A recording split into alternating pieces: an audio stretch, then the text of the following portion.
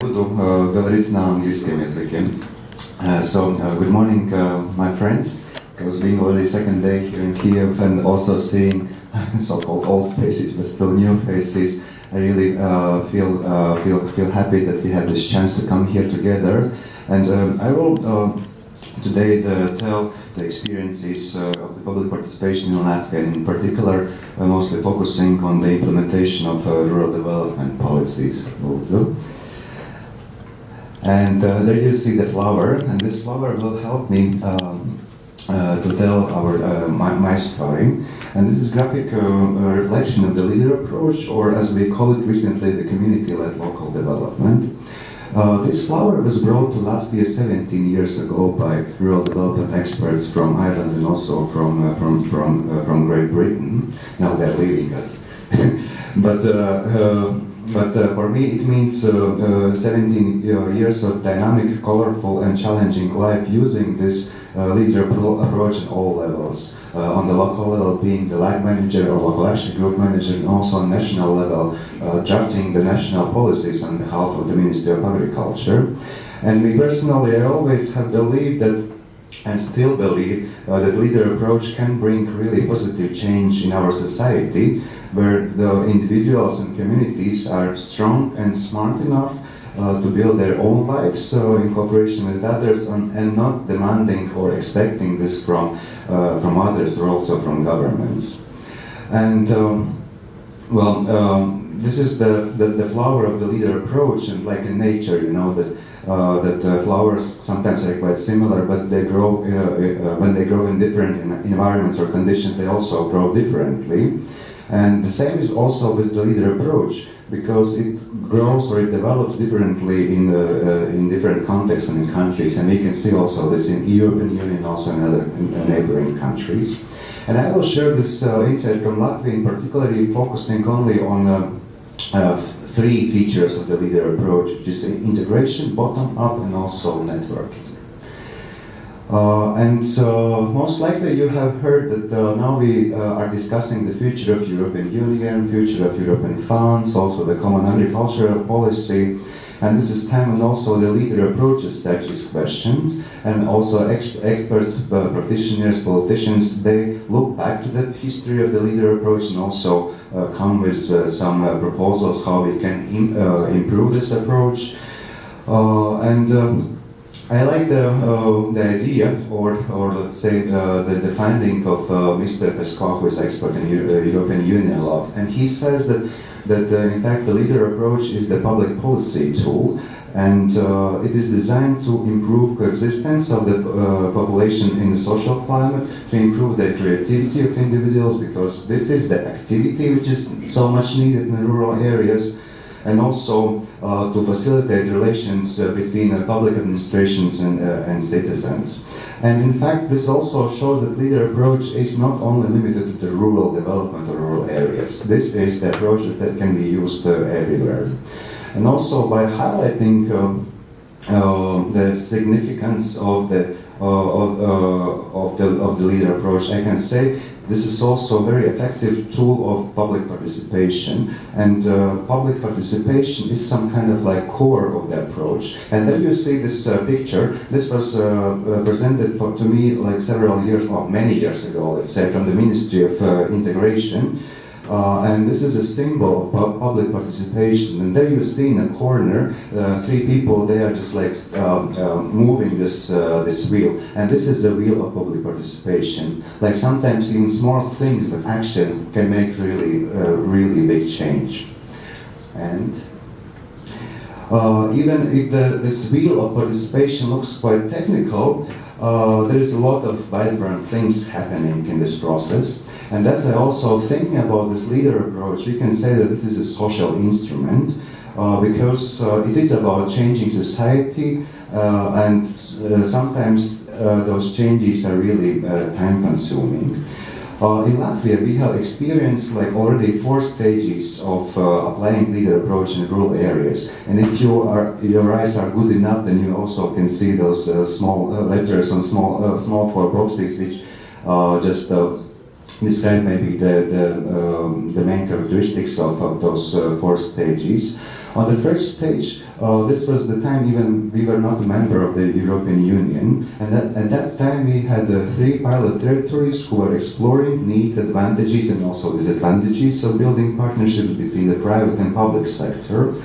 And at that time, and not only at that time, it required a lot of capacity building on local level, and this is needed.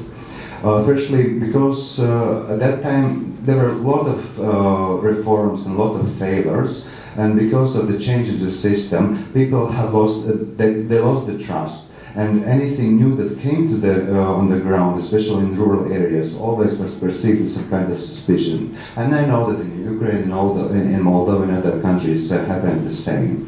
And secondly, what was very important that at that time, maybe this was even the first time the local authorities and also service providers, they were actually interfering with local people and exploring actual needs of local communities. And definitely this was the first time when local NGOs, entrepreneurs, and also authorities, they were sitting around one table and in partnership discussing issues and making decisions. So this was 10 years ago.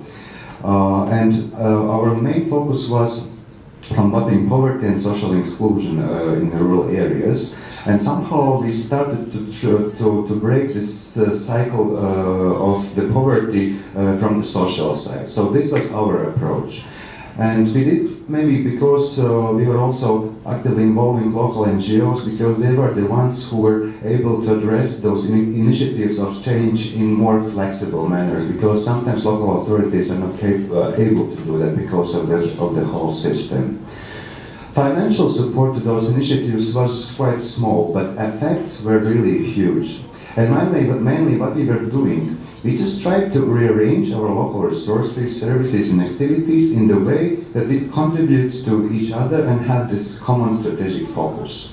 And in most of the cases, the questions were not about money, but it was about involvement, open discussion, and willingness to work together.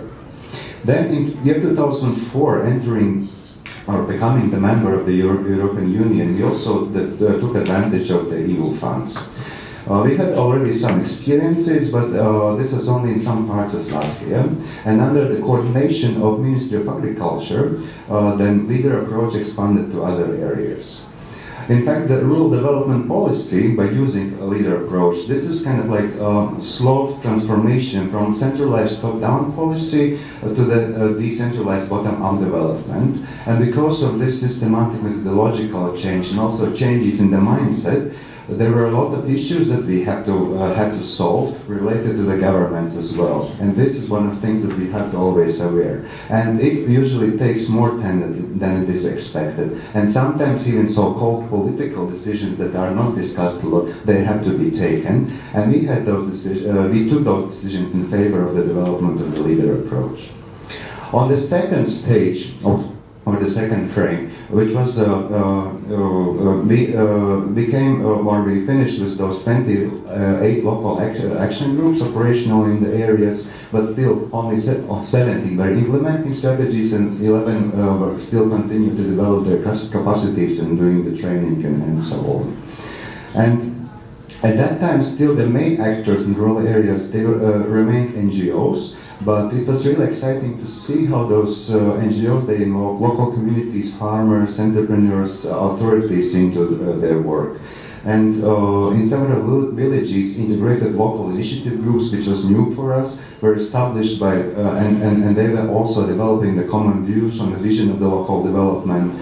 And this was the way how it was easier to bring back this trust and belief that the positive future is in change of local people.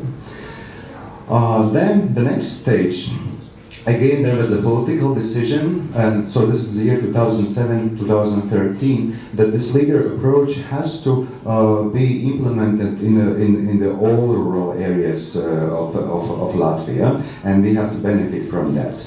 As a result, 40 local action groups were established, and they were also like implementing local strategies, and 24 of them, they were also experienced so-called multi-funding approach, which means that they were integrating also not the fisheries and aquaculture issues into their strategies. And this was also the way how you grow, how you broaden your perspectives. And also, it also means that it brought more players from different sectors. Additionally to NGOs, also businesses and local authorities were the ones who were eligible to implement local development projects. But it was also a challenge how to integrate those various interests and to the common vision and also to this joint strategy.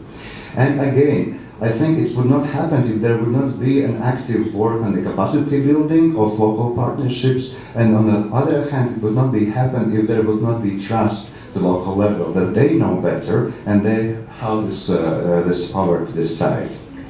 Well, you see this wheel of the public participation, and there's some gears which are turning to different places. In fact, this picture is wrong, because if you will see, if one gear turns to the right, the next one somehow should turn to the left.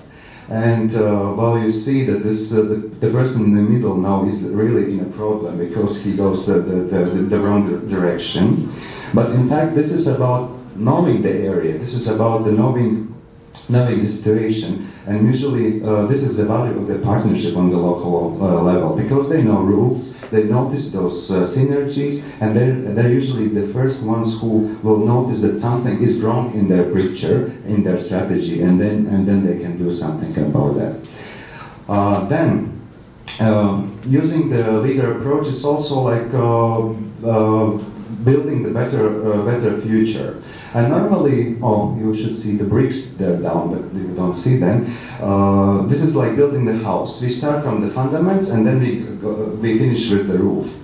So this is a bottom-up approach, starting with the assessment of local needs, and also transforming them into the local actions. But at the same time, the leader approach is also the part of this national rural development policy, and it has its own national objectives and also priorities. And sometimes those national objectives can look like a pre-designed roof of the house or roof of the building. And there comes quite a lot of critical questions or crucial questions. Does this roof fit the building? Or do we build the building in a way that it can fit under the roof? And this is usually the question or challenge of synergies between local needs. 1 minute. Yes, no, 3 minutes.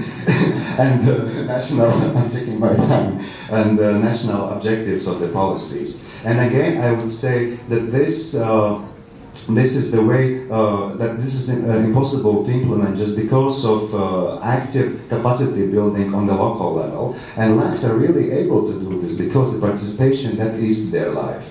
But also following this manner of participation, local action groups are the ones who are also actively doing activities on the national level. They are actively involved into the designing and also implementation of the national programs, using legal forms of participation, like working groups also, the monitoring committees, and so on and so on.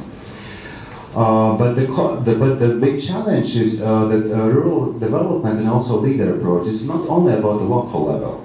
It's also about the stakeholders and national level agencies. And usually, or the problem that we faced was that do we have the equal or the same understanding of this approach? And we realized that it's not always like that.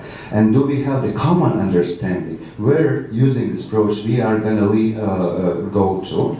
And I will admit that we did not succeed every time, like finding this common understanding. But still, we have something to work on it. And then, well, yes, the almost last thing is that leader approach is also about networking, and there I encourage you to have those networks of the local action groups, because they're really strong element. First of all, capacity building on the local level. Secondly, actual information of exchange. Like, for example, Latvian Rural Forum, who is a network of local action groups in Latvia, they do every Monday the online meetings where they really discuss operational issues, and that helps them to be more stronger and to be the better advocates of the rural development. And you know, this is also important to raise the voice. Let's go to the next slide, and I have only 10 seconds. Yes, and here I just want to express if you see the map of Black Sea and the countries around, express my gladness, and also I'm happy that those flowers of leader approach are not growing only in European Union, but also in many countries around the Black Sea. And here we see that this movement or this approach is already implemented in several countries, and it will continue. Yes. And then at the very end, I just wanted to highlight once more that the leader approach is not just a sack of the money or just the magic wand. This is approach, methodology that we are using, and this is about people that they come together, they act together, and they also enjoy doing things. And the leader approach should not be only applied on the local level, but also on regional and also on the national level as well, because this is the way how we want to work. Thank you. Спасибо, Валдис. Давайте согреемся еще.